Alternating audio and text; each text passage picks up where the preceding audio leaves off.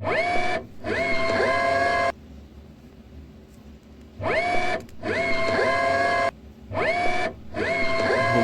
সবকিছুই রোবটের দখলে চলে যাবে। দেখুন কিভাবে কাজ করতেছে। তাই আমাদের প্রযুক্তির সঙ্গে নিজেকেও আপডেট করতে হবে।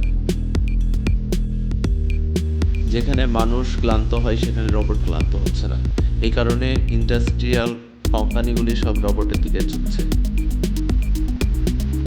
যদিও এখনো পরিপূর্ণ সফলতা পায়নি, তবুও তারা চেষ্টা করছে। 2030 সাল পর্যন্ত হয়তো রোবট দখল করে নেবে অধিকাংশ বড় বড় কোম্পানি।